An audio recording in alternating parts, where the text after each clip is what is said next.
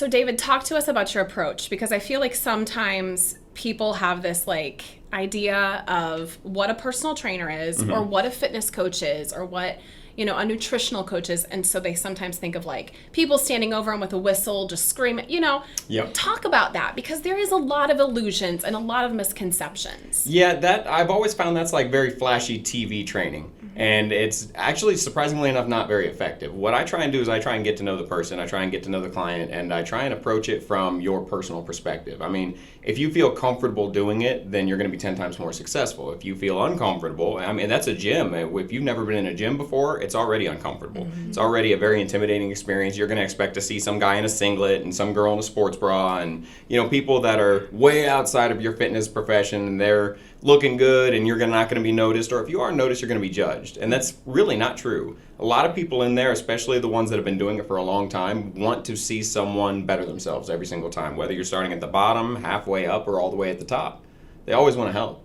So my approach really is just to get to know you, find out what your goals are, find out what your ambitions are, and find out what your level is.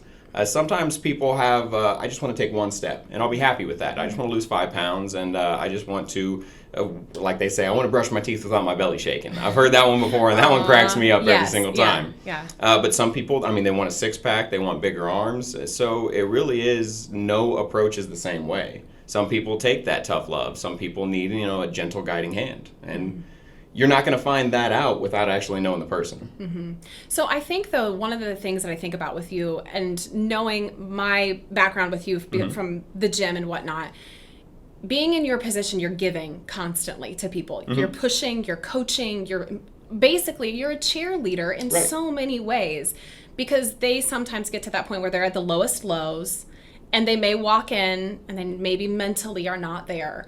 But I think, how do you, take that on? Because that is a type of energy, and that's something that you're having to process with every client. And then you're with somebody and you switch gears. So how do you kind of process everybody's different energy levels?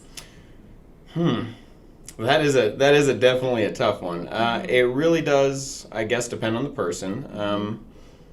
I don't know. I don't know how I would answer Does that. it rub off on you? Like, if somebody's like having a really bad day and they're just not in it, and they're just not there mentally, does that rub off on you, or do you feel? Yeah. Yes, it does. And you have to do your best to shake it off. Sometimes it hits you a little bit harder than you would think, but more often than not, it really hits you kind of hard, especially when somebody has been trying for about a month to hit a certain milestone and they're just not getting there. Yeah. And that makes me feel so bad about myself.